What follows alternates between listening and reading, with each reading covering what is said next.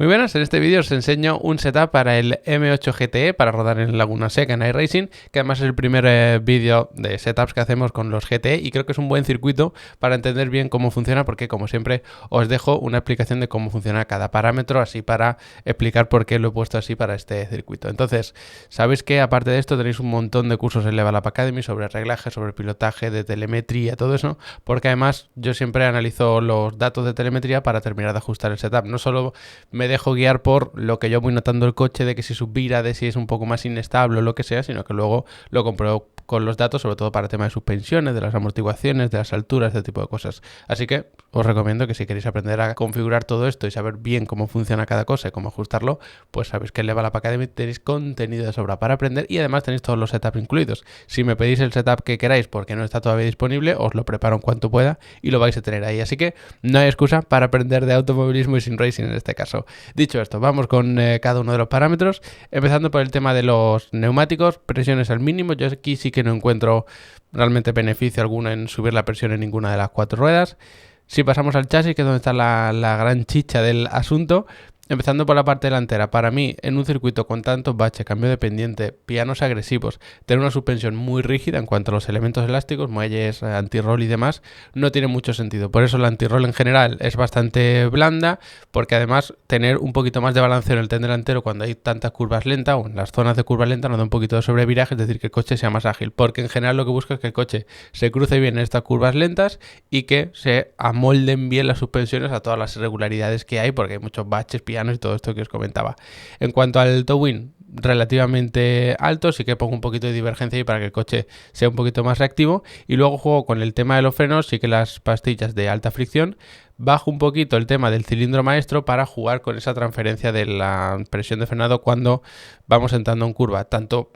efectivamente cuando vamos soltando el pedal del freno para que se vaya jugando y ajustando ese balance de freno, como para cuando solamente pisamos pues un 30 o un 40%, porque hay muchas curvas que directamente se llega a frenar en giro. Entonces ahí yo quiero que el coche se cruce bien. El problema es en las frenadas fuertes, que si frena fuerte y encima vas reteniendo mucho con la reducción de marchas, puede ser que llegue a patinar el tren trasero y pierdas el control. Por eso el balance de freno en general está, bueno, no muy adelantado, pero para lo que es el coche quizás sí, porque va frenando con el tren trasero con las marchas y luego cuando voy ya entrando en curva, que a lo mejor me queda como mucho una marcha, pues ahí ya bajo el balance de freno y hace que el coche se cruce mejor. Luego, en cuanto al tema del control de tracción y todo esto, pues para mí en 2 control de tracción y 4 el del slip está bastante bien. No noto que el coche llegue a patinar, que no me limita mucho tampoco la salida de curva, pero eso también lo ajusto con el tema del towing trasero. Es decir, le meto un poquito de convergencia trasera para que no tenga que saltar todo el rato la ayuda electrónica, sino que el coche ya de por sí tiende a ser un poquito más estable dentro de lo que cabe saliendo de las curvas. Como es tracción trasera, es normal que llegue a patinar la parte trasera, lo corregimos de cierta forma con el tow y de esa forma ya no tienen que entrar la electrónica, que siempre nos limita un poquito más. Y luego el resto pues es más a gusto de cada uno. Me gustaría hacer vídeos más detallados sobre todas estas cosas de la forma que puede tener el acelerador, el freno, todo esto, así que si no estáis suscritos al canal yo os recomiendo que lo hagáis, porque no solo hacemos vídeos así de setup, sino que explicamos muchas más cosas, también de Fórmula 1 y todo eso. Y luego en cuanto a cada una de las ruedas, por no liarme demasiado, sí que es verdad que se podría bajar incluso un poquito más de delante, pero lo que he hecho es levantarlo un par de milímetros no más y bajarlo detrás para que sobre todo en la primera frenada, que es cuesta abajo, no llegue a perder el apoyo en el tren trasero y pueda frenar bien con apoyo en todas las ruedas, de tal forma que como ya de por sí va a estar inclinado hacia abajo, lo que hacemos con las alturas es inclinarlo hacia atrás y de esa forma como que se compensa un poco entre comillas, ¿vale? Entendiéndose siempre los matices y que lo estamos simplificando mucho. Y luego en cuanto a los muelles, pues bastante poco rígidos, bastante blandos, tanto delante como detrás, sí que un poquito más rígidos detrás, pero ya digo, incluso las anti-roll están blandas, así que no me interesa tener mucho rebote en las ruedas porque es que entonces vamos a perder agarre constantemente, incluso puede ser complicado controlar el coche. Y por supuesto los amortiguadores tienen que ir acorde tanto a eso como a las transferencias de peso que nos interesen, que esto yo siempre lo compruebo con Mote con el tema de altura, de los histogramas de la suspensión y tal, entonces tampoco os quiero liar mucho con esto. De lo que sí que saco bastante beneficios del camber, tanto delante como detrás, y sobre todo del caster, porque el caster es ese ángulo de avance de la rueda que cuando estamos frenando sobre todo que tenemos un poquito de giro, intentamos estabilizar el coche, ahí nos da estabilidad. Pero luego cuando es una curva sostenida que ya estás girando bastante y de forma prolongada, lo que hace es que también inclina las ruedas hacia adentro cuando estás girando. Entonces de esa forma es como el efecto de las motos. Cuando la moto no gira al manillar, sino que se tumban, pues es como si te tumbas ese tren delantero y tiende ese tren delantero hacia el interior de la curva, de tal forma que sobrevira un poco, que lo que pasa realmente es que tenemos un coche más ágil. Entonces por eso me viene especialmente el caster, para darle un poquito de estabilidad cuando hay poco giro de volante y luego que para cuando haya mucho giro el coche sea un poquito más ágil en esas curvas que son algo más largas, y de esa forma vamos controlando tanto las curvas que son más cerradas y más cortas como las que son más largas y más abiertas en general.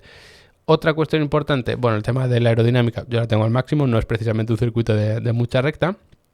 Y sí que es importante en cuanto al diferencial y tema de transmisión en general y todo eso, que para mí el ajuste de los cambios es especialmente importante. En primer lugar, el Final Drive, ponerlo al máximo para que recortemos todas las marchas, porque no es un circuito precisamente de muchas rectas. Este coche está hecho para rodar en Le Mans y no lo estamos llevando a Laguna Seca, entonces limitamos la velocidad punta, es verdad, pero sí vamos a aprovechar mejor el rango óptimo de revoluciones por minuto en cada marcha. Y luego lo que he hecho también es jugar un poco con la quinta y la sexta, porque si las alargamos, la sexta ni se puede llegar a engranar, y de esta forma las optimizamos para que cuando engranemos quinta el coche no caiga mucho en las revoluciones, porque ya en quinta no tenemos tanto empuje, y lo mismo con la sexta. Y además, al poder engranar sexta en ciertas rectas, luego al ir frenando podemos ir reduciendo y aprovechando también ese extra freno motor. De verdad que con esto de las marchas yo siempre digo que no nos liemos demasiado jugando con cada una de las marchas y tal, porque perdemos mucho tiempo al final para poco beneficio, pero en este circuito en concreto tocar simplemente la quinta y la sexta nos da bastante beneficio. Y luego en cuanto al diferencial, yo lo tengo la precarga muy baja, muy pocas caras de fricción de estas del embrague, o sea, del embrague del diferencial y demás. Y luego juego con las rampas, o el ángulo de las rampas del diferencial, de tal forma que está un poquito más bloqueado en aceleración que en deceleración. Pero si precargamos, por ejemplo, mucho el diferencial, el problema es que podemos provocar cierto subviraje entrando a las curvas, y eso es lo que menos queremos aquí. De hecho, en potencia va sobrado el coche, tampoco necesitamos que esté muy bloqueado, ni mucho menos. Así que de esa forma he encontrado un buen equilibrio de que el coche entre bien en las curvas, sea bastante estable en el sentido de que no pierda el agarre en ningún momento, pero ya sabéis que esto depende de cada uno. A algunos les gustaría que el coche sea más nervioso, que sea menos nervioso, que pese más detrás, pese más de delante. Si tenéis cualquier cuestión lo podemos ir viendo en comentarios sin ningún problema, pero para aprender bien qué es cada parámetro y cómo funciona, sabéis que el Level Up Academy lo tenéis absolutamente todo bien explicadito, en orden. Tenéis incluso cursos de setup para cada uno de los simuladores, incluyendo iRacing. De hecho, una de las clases de ese curso es precisamente con el M8 GTE, así que tenéis contenido de sobra para aprender de automovilismo y sim racing. Como siempre, gracias por haberos quedado hasta el final del vídeo, espero que os sea de ayuda y nos vemos muy pronto.